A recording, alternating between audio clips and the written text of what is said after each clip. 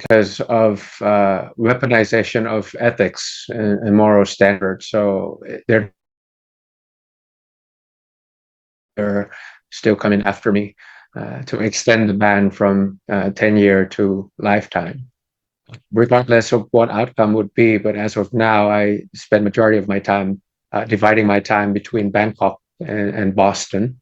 So I still continue to do my role here as a civic person, as a civil society, part of civil society, to help the People's Party to campaign, hoping that they win more elections next time.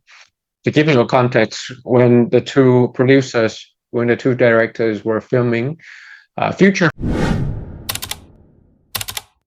Forward, the 0.0 version got 8 million.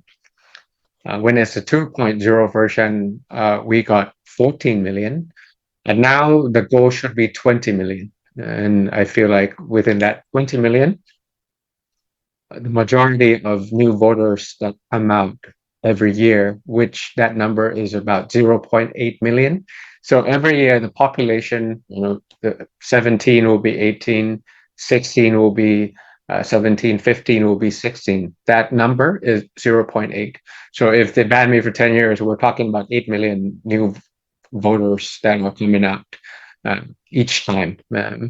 That's part of the voting turnout that we wanted to capture, regardless whether they will vote for the People's Party or not. That doesn't matter. But I just feel like that they will make sure that the voting turnout stay above 70%. And also at the same time is the overseas voting that matter a lot. I actually have data set of all the cities that voted last time. Sydney, number 1. London, number 2. Canberra, number 3. New York, Chicago, LA. I think a couple of cities in Germany. So I know exactly where the votes are coming from and the amount of tallies that came in. So Sydney, for example, that's about 30,000 to 40,000 votes. That's like one district.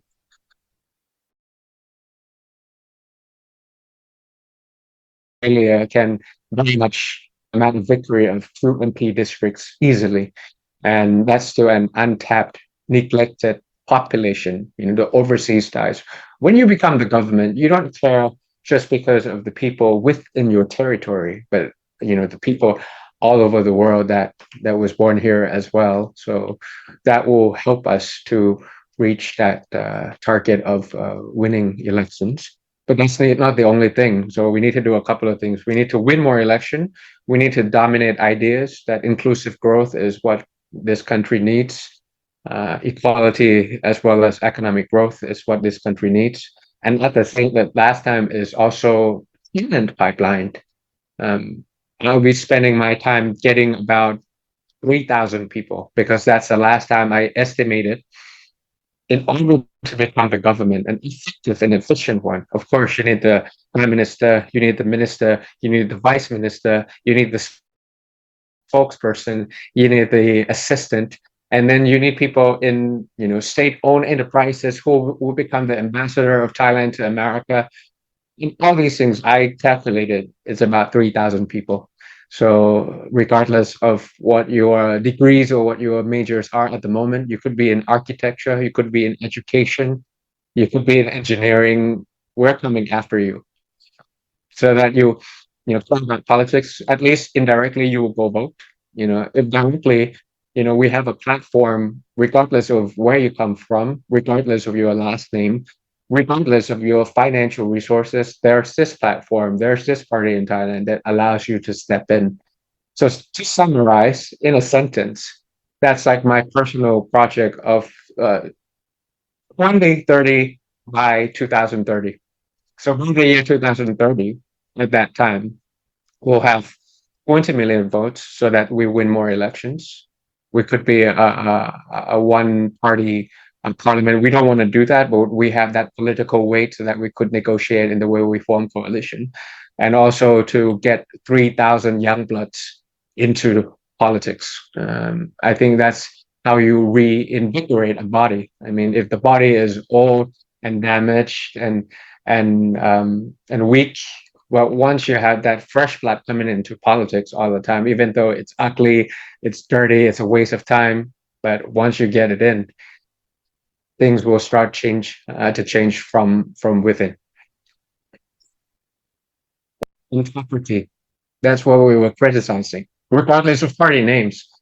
I mean, you promised the voters, you promised to me too. Like we did an MOU together, 2 MOUs to be precise, in front of the entire world, in front of the entire nation, of what our coalition was to achieve. But that's fine. I mean, I don't take personal things personally. I don't take politics personally, but it matters to the voters that voted for you and went out to vote. 10 million votes to Pheu Thai, which is number 2. It's not small. And you promised that the coalition that you will form or that you will work with is the people who are not going to be with the uncle parties or the military coup backed parties. And that's what you promised. You promised quick referendums.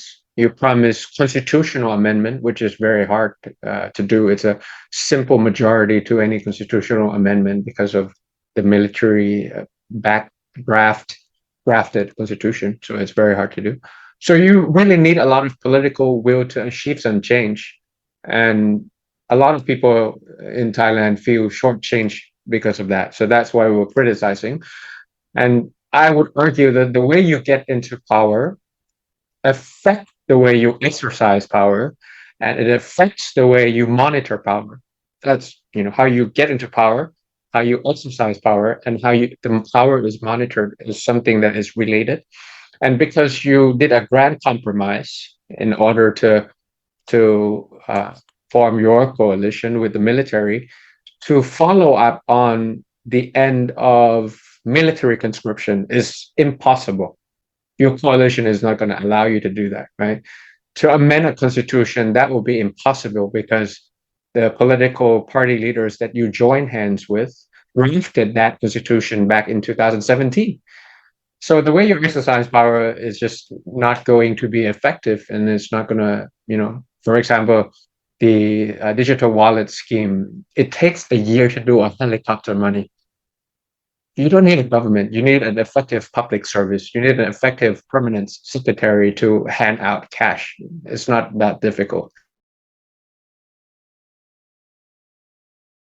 Go around in order to deliver the necessity or the necessary cash handout that will elevate the pain and poverty of the people, for example. So that's why it's going to be very difficult for them to follow through to what they had promised. So that's what we were criticizing, not Pheu Thai on a person level or prime minister on the personal level.